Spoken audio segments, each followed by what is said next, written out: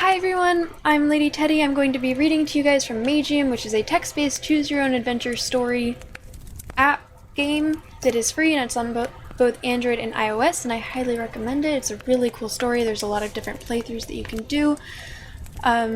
So if you guys are interested in the story, if you like choose-your-own-adventure games, I would recommend you download it for yourself. If you don't want to download it for yourself, but you would like to watch, or would like to know what exactly is going on, know more about the story, you can go to my YouTube where I have a Magium playlist and all of my previous playthroughs readings are there. If you are watching this on YouTube, I'm sorry that you have to listen to this every time you start a new segment. So, yeah, thank you so much for the follow. Also, I have all of my sound alerts turned off during this because I want it to be, relaxing. Yeah, hello! How are you doing? So, I know that a lot of people, they like to just relax or fall asleep to this, and that is totally okay. The way that I do this is I will read the story, and when I get to a decision, I will read out loud what the different options are, and if someone would like to participate and influence the story, you guys are more than welcome to. I will give y'all about a minute. If no one says anything, I'll make a decision. If people do say something, I'll go with whatever the majority of the chat says. Right now what we are doing, it's a little bit different because right now what we're doing is we're achievement hunting. We need 25 achievements to get to the third book. So we're not really playing it as we would for an actual story. We're trying to get specific achievements, and I will remind you what those achievements are. I forgot to pull up the achievement guide, because once you get to a certain point in the story, there's some achievements that I straight up cannot do. Or we straight up cannot get. Achievement guide.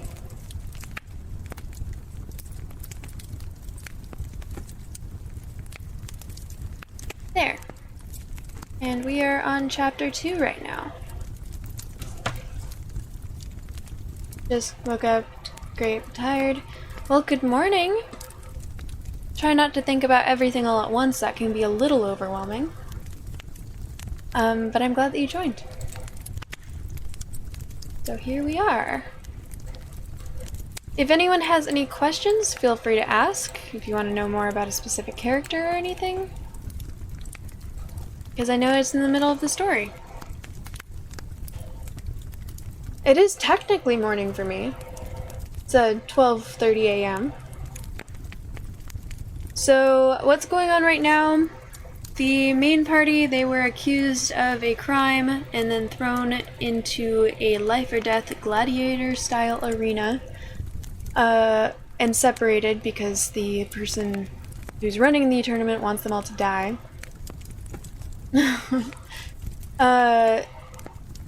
Layla is someone that they just met, or that the main character Barry just met. They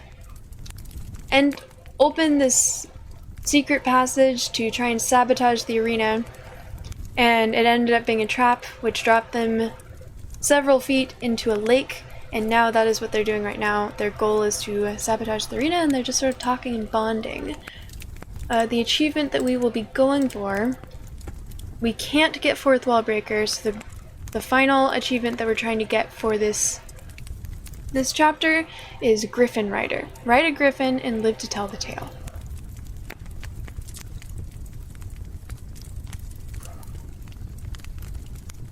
Oh, so it's not even morning for you. Are you normally awake at this hour?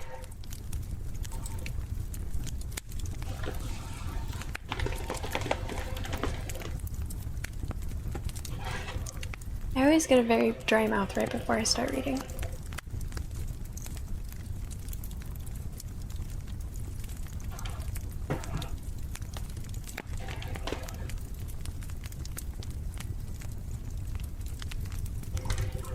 What was the other thing I forgot to do?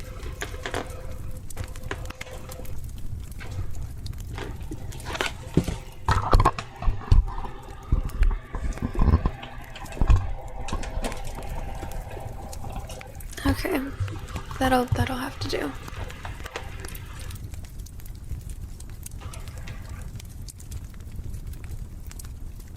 I just realized that I never told you why I knew about the Beacon of Hope, I say.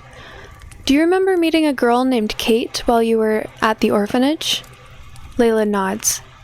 I remember her, Layla writes. She always used to hang out with the Elementalist siblings that later became part of the Lasathi's elite task force. I heard that she was sent off to die in a distant jungle along with the other orphans after the beacon got shut down. Well, it's 10 a.m. No, I said, it's 12:30 a.m. right now. It's in the middle of the night.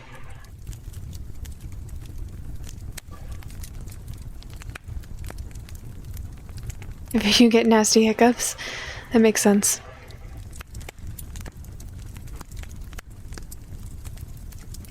Well, your information isn't wrong, but I think that it may have led you to some wrong conclusions.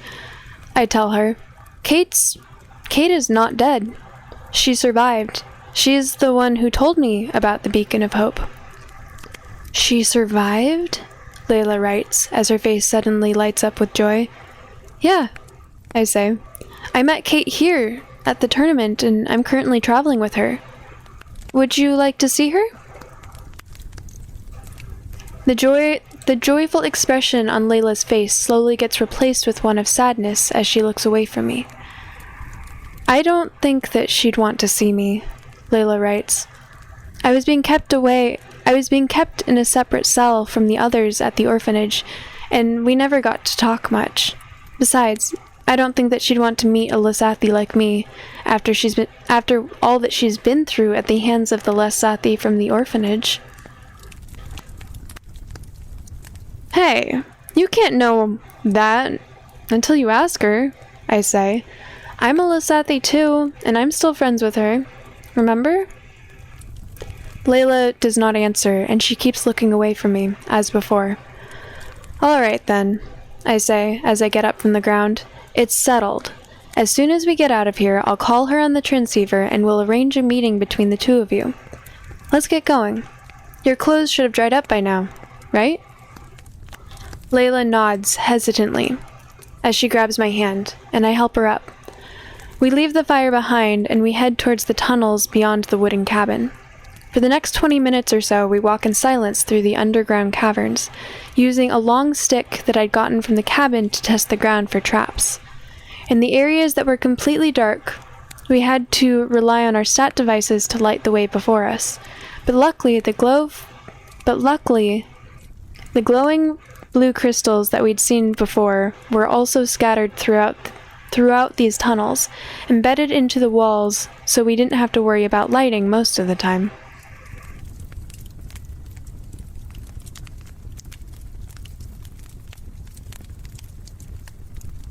Cold Iron King, do you normally down a shot of hot sauce before your DM, before starting a campaign?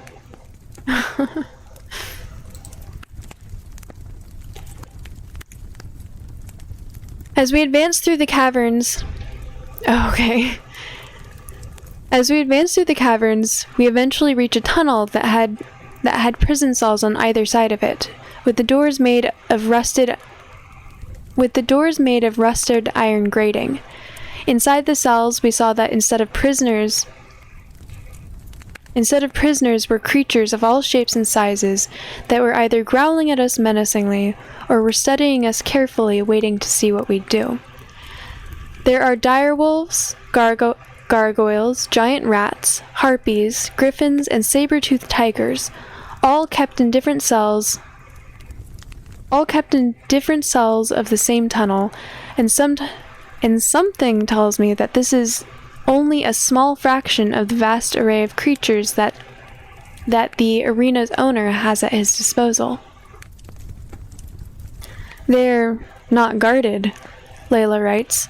I think that they weren't expecting any intruders from this direction.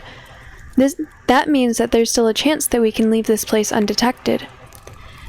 Layla takes a rock from the ground, and she starts to toss it into the air and then catch it repeatedly, while she looks towards one of the cells.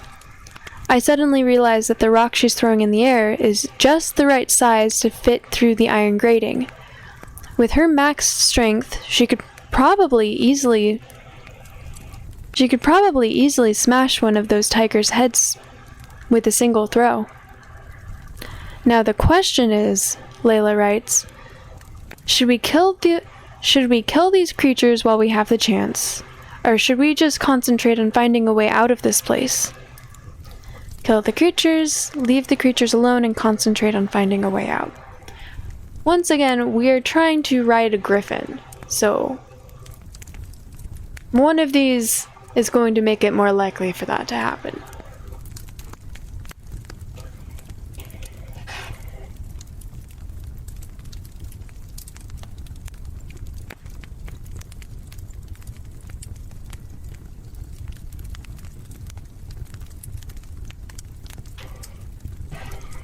Gross. Kettle 1. I do not like vodka.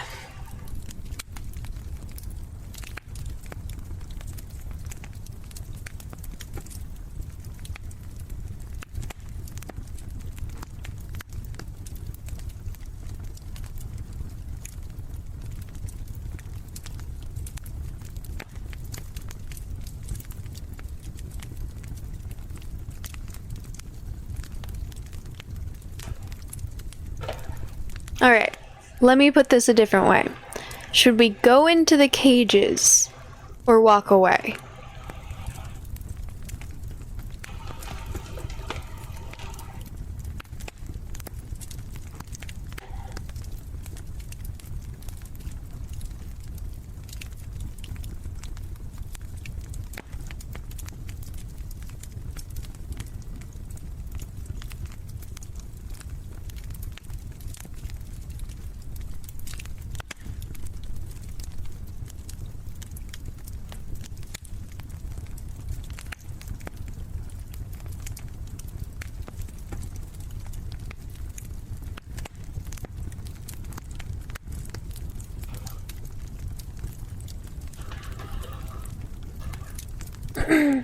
Alright. My rephrasing has changed. I see it. 2 people say go in and 1 person says walk away. So we're gonna... No, if we do leave the creatures alone, that means that we're leaving. We are not going to touch the creatures at all.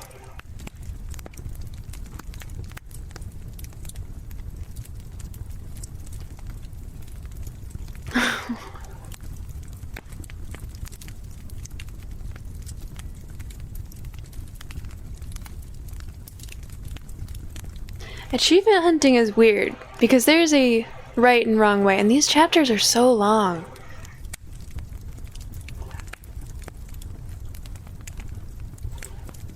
We're killing the creatures. I say we kill them, I tell Layla. This is what we came here for, after all. But we need to make sure that we do it quietly. The last thing we want is to alert whatever guards there are in this place. I'll do it quietly, Layla writes, as she throws the rock at one of the saber-toothed tiger's heads. The rock cracks the sky. The rock cracks the tiger's skull, and the creature drops to the ground with a loud thump. Layla wastes no time, and she throws a second rock at one of the other tigers in the cell. At that moment, we began to hear a deafening shriek from the harpies in the opposite cell. Harpies are hideous creatures that have the appearance of women with scales, wings, and claws. They might look almost human, but in reality they couldn't be more different. They are just about as intelligent as the lowliest of reptiles, and they're twice as vicious. Their shrieks are most likely meant to alert whoever is in charge of guarding these cells. Layla quickly changes her targets, and she begins to hit the harpies instead. But now the whole tunnel is being flooded with roars and screams of all the creatures that are being held in the cells. This isn't good. Someone is bound to hear this noise, and if this someone has a way of opening the cells remotely, we'll be surrounded by these creatures in no time. I look around and see which of the creatures would be the most dangerous for us to face if they were freed. The direwolves, the giant rats, and the saber-toothed tigers are all deadly. But in the end, they're not much more powerful than regular animals. Layla is already dealing with the harpies, which leaves me to choose between the gargoyles and the griffins. Griffins are creatures that have bodies, tails, and the legs of lions, while their heads, wings, and talons are those of eagles. They can be a nuisance, but their main power lies in attacking from above, which would be difficult to do here because of the relatively low ceiling. Gargoyles, on the other hand, also have other means of fighting besides their aerial attacks. They could accurately be described as thinner ogres with wings and horns, while their strength is comparable to that of the ogres as well. Even if their wings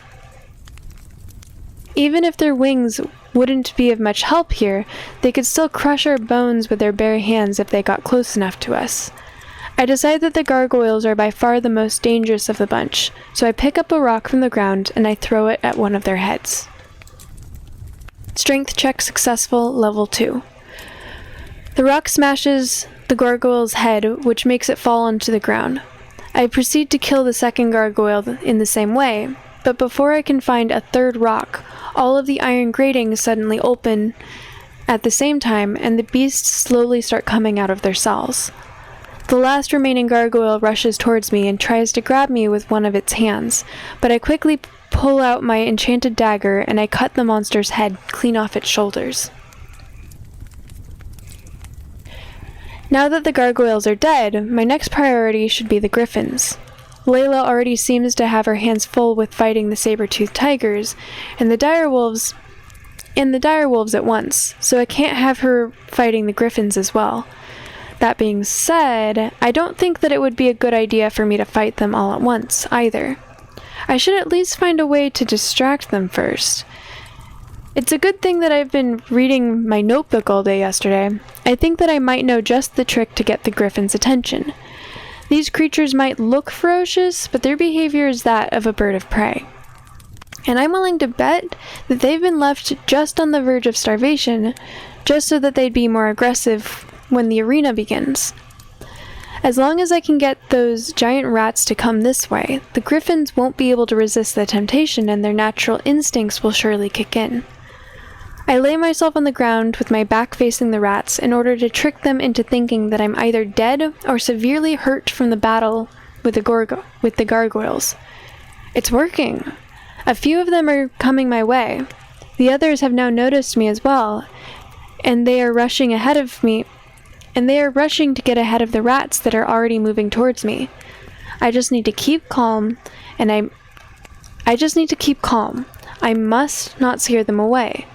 Just a little closer. Just a little more. The griffins are not reacting. Maybe I should cut one of the rats so that the griffins can smell the blood? Slice one of the rats with my dagger when it comes close. When the rats approach, get up slowly so I don't scare them away. I'll save here.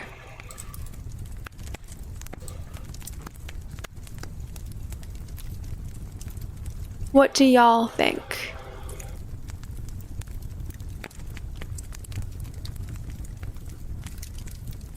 Y'all have about a minute.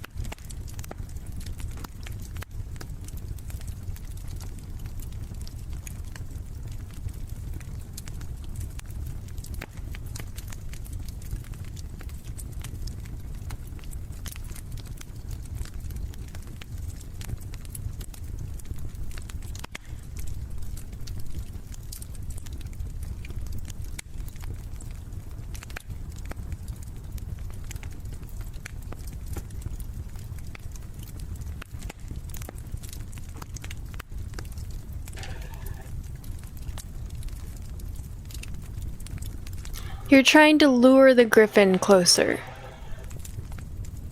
Trick it into thinking that you're not a threat so it can focus on the food.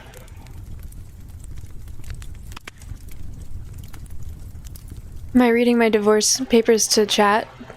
Am I taking all of Urka's hair? Not taking all of his hair. But he is a little rat, isn't he?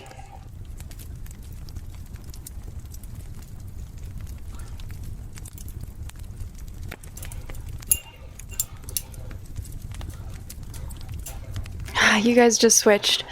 Alright, we're tied.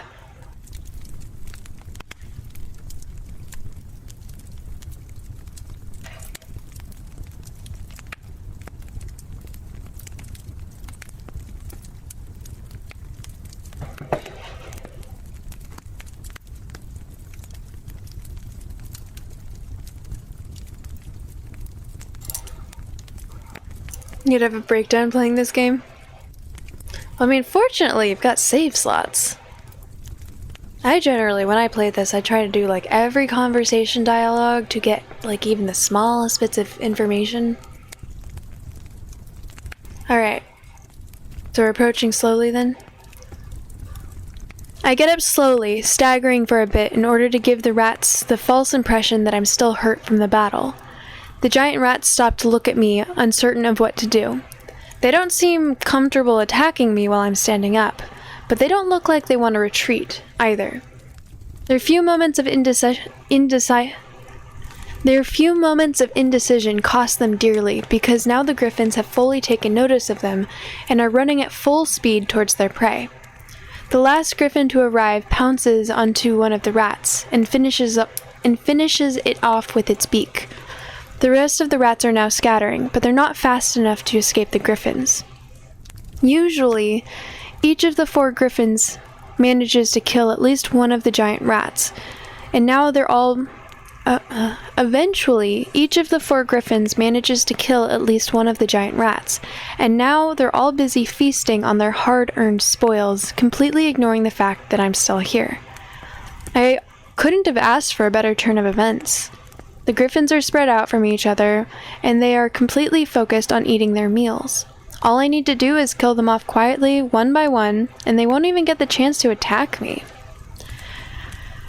As I approach the griffin that's closest to me with my knife in hand, I can't help but think that this is likely the one and only opportunity that I'll ever have to ride a griffin.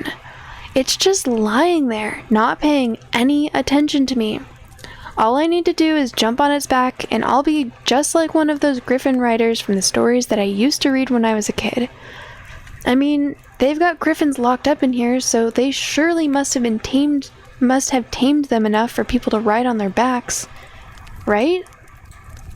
No. This is stupid. What am I even thinking? Am I trying to get myself killed? I try to get these thoughts out of my head as I get closer to the griffin, prepare to strike. The griffin is lying on its belly with its front claws holding the dead rat, while using its beak to cut through the meat. It's still ignoring me. Maybe it wouldn't hurt if I just climbed on its back real quick. It's not like I'm ever going to get another chance like this, and if things go bad, I'll just jump right off and kill it with my dagger. There's nothing that could go wrong if I just give it one quick try, right? Try riding the dragon, kill the griffin, or dragon, haha. Try riding the griffin, kill the griffin directly. I think,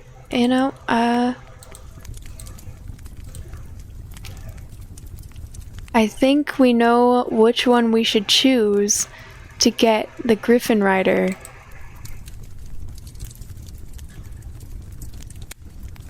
Ah.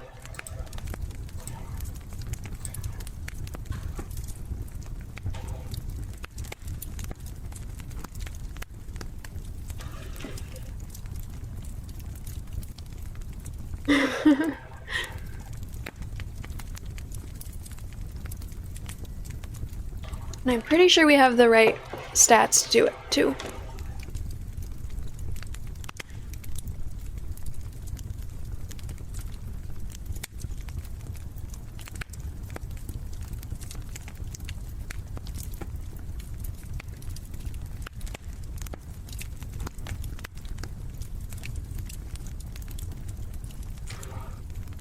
try riding the dragon, or griffin. Achievement unlocked! Griffin Rider. Toughness check successful, level 3. We did it, guys. Alright, here we go. I grab onto the griffin's fur and I climb on top of its back, swinging my right leg over it in order to get into a riding position. As soon as I get on top of it, the griffin gets up on its feet and it starts flapping its wings violently, trying to knock me off. I hang on to its fur and I somehow manage to not get thrown off its back. And then the griffin turns its head towards me and it attacks me with its beak. I instinctively jump back to avoid getting hit, but dodging the creature's attack makes me lose my balance, and I fall to the ground. As I try to get back up, the griffin brings down its hind legs upon me, and its claws sink into my chest. The claws went through my skin, but they were not sharp enough to go past the muscle. I stabbed the creature in its leg with my dagger, which makes it retract its claws from the pain, and then I quickly roll over to the side to get back on my feet. I waste no time, and I make a dash towards the griffin, slicing its throat wide open and ending its life for good. I guess now I can say I rode a griffin. And I can also say with a certainty that I'll never attempt something like this again. A griffin that was eating nearby saw what was happening to its companion, and it's now slowly advancing towards me. I wait for it to get closer, but I do not give it the chance to strike, as I quickly stab it in the chest with my enchanted dagger. The beast suddenly stops moving, and it slowly falls towards the ground with a blank stare on its face. Once again, the information from my notebook was on point. If I hadn't read those detailed diagrams explaining the griffin's anatomy yesterday, I would have never been able to pinpoint the location of this one's heart with such precision. Now let's go take care of the other two. The remaining two griffins did not seem to pay much attention to what happened to their companions, and they were too busy enjoying their meals to see me slowly approaching them. I stabbed the first one in the back of its neck. While it was still eating. The second one sees what happened, and it tries to get up on its feet, but I react quickly and stab it in the heart, killing it instantly. Sweet dreams, Nephilim. Thank you for hanging out. Layla was still fighting when I got done with the griffins, but she was on the verge of wrapping things up. The harpies were all dead, and there were only 2 direwolves and 1 saber-toothed tiger left standing. As I approach her, Layla makes an impressive display of acrobatic prowess, doing a cartwheel over one of the wolves and landing her feet on the other wolf's head, crushing it into the ground. She then takes her 2 daggers and she throws them into the remaining wolf's and tiger's heads, sending their lifeless bodies tumbling to the cavern's floor.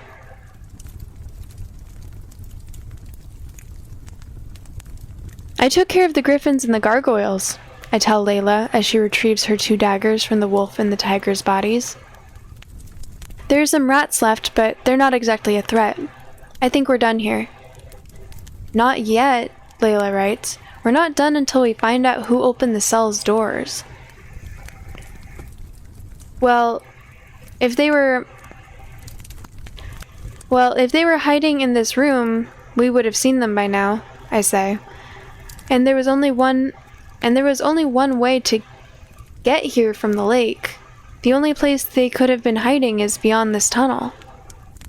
You're right, Layla writes. Let's get going. We make our way to the end of the tunnel, and we both ready our daggers, while we advance into the next area of the caverns. As we both enter a much narrower tunnel, we can't help but notice that there are 2 wooden chairs near the entrance, which seem to have been knocked over in a hurry, and that there is a bowl of fresh stew lying on the ground, untouched. Yum. Do you suppose that the guys who were sitting on these chairs are the ones who opened the cell doors? I asked Layla. It's a possibility, Layla writes. Either way, we should be expecting an ambush as soon as we exit this tunnel. Get ready. Just as Layla anticipated, the moment we got out of the tunnel, we were greeted by 6 sharp lances pointing in our direction. The lances were being wielded not by humans, but by hideous monsters that were the size of humans, only with gray skin, long pointy noses, large fangs, and the appearance of savages. The monsters that were facing us were trolls. Trolls are not as smart as goblins, but they're definitely smarter than ogres, and what is particularly dangerous about them is the fact that they have incredible regenerative powers. Unless you cut their head clean off or use fire to kill them, they can even grow back a limb if you give them enough time. These are not the kind of enemies that I was hoping to meet here. Throw down your weapons, one of the trolls says in the common language with what is probably the most broken accent I have ever heard in my life. Layla and I exchange a look, but we hold on to our weapons while the trolls seem to be growing impatient. Throw down your weapons now, or you will be executed on the spot, the troll says. Before we get the chance to answer the trolls, I suddenly hear Flower's voice coming from behind the monsters. Somehow, I had a feeling you would be behind the source of this. You would be behind this. Somehow, I had a feeling that you would be the source of all this commotion, the voice says. Flower? I ask. As soon as we stop talking, a water whip comes out of nowhere, and it beheads all 6 of the trolls in a single swipe. After the trolls' bodies fall on the ground, I get a good look at Flower, and I see that her eyes are bright blue. Flower is asleep, Aluna says. She gives Layla a quick glance before she turns her gaze back to me. I see you've made a new friend, Aluna says. Yes, I say. I met her in the holding cells below the arenas. She's a fellow gladiator from my division. My name is Layla, Layla writes as she extends her hand towards Aluna. Pleased to meet you. Charmed, Aluna says in her usual disinterested tone without showing any surprise at the girl's particular way of talking. She then turns away, leaving Layla with her hand extended in the air, while she heads back towards the way she came.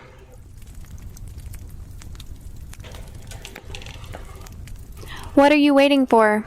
Aluna says when she sees that we're not moving. Follow me. Wait, where are we going? I ask her. There's a friend of mine who I'd like you to meet, Aluna says. I think that you will find his purpose in coming here is rather similar to yours. What friend? I say. And what do you mean by similar? I don't get it. What did you come here to do? Why, Barry.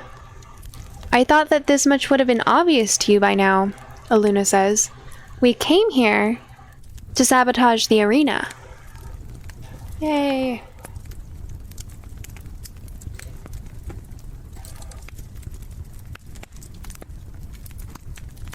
Oh, there is not much left of this chapter.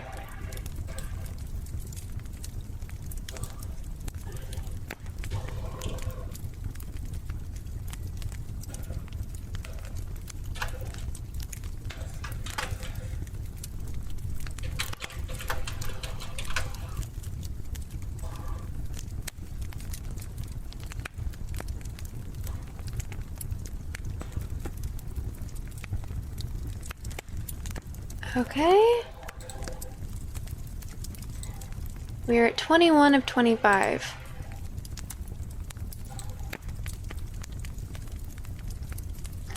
Uh, transfer achievements. Transfer checkpoint.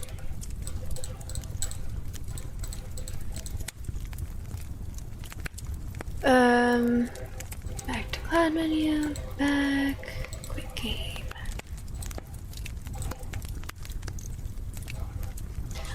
Alrighty. Well.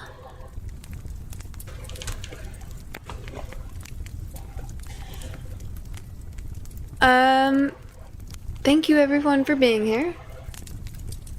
Now it looks like I'm going to be starting my stream late and ending early, because we definitely do not have time to start a new chapter, and my voice is very sore even though I haven't been reading that long. So I'm going to be ending here. Because I did reading, which I know that there are people who fall asleep to, I'm not going to be raiding out, so I'm just going to end here. My next streaming day is tomorrow, and I think I might be doing a community day where I'm going to be playing group games with some other streamers. If not, it will be Skyrim. So, thank you everyone so much for joining. For the people who've been here for the entire stream or since earlier, thank you for dealing with how scattered I've been today. I really appreciate you all. So I hope you all have a wonderful rest of your day, or night, or whatever it is, wherever you are. You all are wonderful, thank you. And, yeah. Bye everyone. Good night.